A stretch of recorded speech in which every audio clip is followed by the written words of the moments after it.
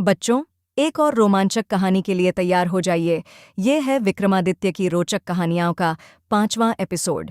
पिछले एपिसोड में हमने देखा कि कैसे विक्रमादित्य ने भाग्य और पुरुषार्थ की चुनौतियों का सामना किया। अब देखिए आज की रोमांचक कहानी। एक दिन राजा विक्रमादित्य शिकार करते करते एक ऊंचे पहाड़ पर पहुंच गए। वहां उन्होंने देखा कि एक साधु तपस्या कर रहा है। साधु की तपस्या में विघ्न न डालते हुए विक्रमादित्य ने उसे श्रद्धापूर्वक प्रणाम किया और वापस लौटने लगे। तभी साधु ने उन्हें आवाज दी और रुकने को कहा।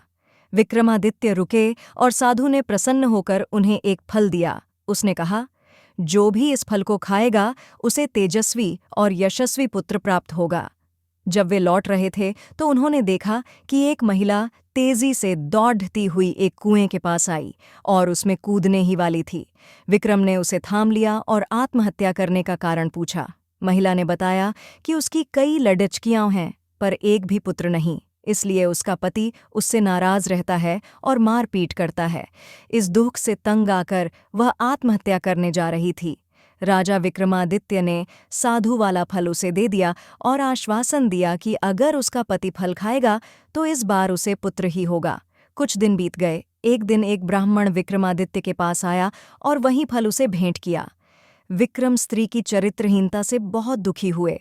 ब्राह्मण को विदा करने के बाद वे फल लेकर अपनी पत्नी के पास गए और उसे वह फल दे दिया। लेकिन उनकी पत्नी भी चरित्रहीन थी और नगर के कोतवाल से प्रेम करती थी। उसने वह फल नगर कोतवाल को दे दिया। नगर कोतवाल एक वेश्या के प्रेम में था और उसने वह फल उस वेश्या को दे दिया। वेश्या ने सोचा कि वेश्या का पुत्र चाहे कितना भी यशस्वी हो, उसे समाज में प्रतिष्ठा नहीं मिलेगी, इसलिए उसने सोचा कि यह फल राजा विक्रमादित्य को ही दे देना चाहिए। उसका पुत्र विक्रमादित्य की तरह योग्य और सामर्थ्यवान होगा, जिससे प्रजा की देखभाल अच्छी होगी। यही सोचकर उसने वह फल विक्रमादित्य को भेंट कर दिया। फल देखकर विक्रमादित्य स्तब्ध रह गए। उन्होंने जांच कराई तो नगर कोतवाल और रानी के अवैध संबंधों का पता चल गया। वे इतने दुखी हुए कि राज्य को छोड़-ढाकर वन में तपस्या करने चले गए।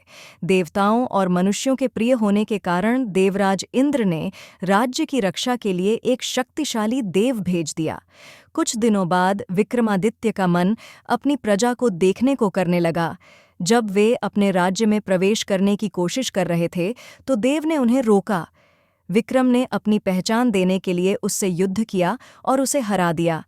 देव ने बताया कि उनका एक पुराना शत्रु यहाँ आ पहुंचा है और उन्हें खत्म करने की कोशिश करेगा। विक्रमादित्य ने राज्य की जिम्मेदारी संभाल ली और सब कुछ ठीक चलने लगा। कुछ दिनों बाद एक योगी दरबार में आया और विक्रम को एक कीमती फल दिया। योगी ने विक्रम से उसकी मदद करने की इच्छा जताई। विक्रम ने सहमति दी और योगी के साथ श्मशान पहुंचे। योगी ने बताया कि एक पेड़ित पर बेताल लटका हुआ है और उसे एक सिद्ध के लिए बेताल की जरूरत है। विक्रम ने बेताल को उतारने की कोशिश की, लेकिन बेताल बार बार उड्डित कर पेड़ित पर लौट जाता। 25वीं बार बेताल ने विक्रम को बताया कि योगी धोखेबाज है और उसे विक्रम की बलि देनी है। विक्रम ने बेताल का धन्यवाद किया और उसे लाद कर योगी के पास आए। योगी ने विक्रम से देवी के चरणों में सर झुकाने को कहा। विक्रम ने योगी को पहले सर झुकाने को कहा। जो ही योगी ने सर झुकाया, विक्रम ने उसकी गर्दन काट दी। देवी प्रसन्न हुई और विक्रम को 2 बेताल सेवक दिए। विक्रम देवी का आशीर्वाद पाकर महल लौटे। आगे क्या होगा जानने के लिए अगले रोमांचक एपिसोड में देखना न भूलें। लाइक, शेयर और सब्सक्राइब जरूर करें।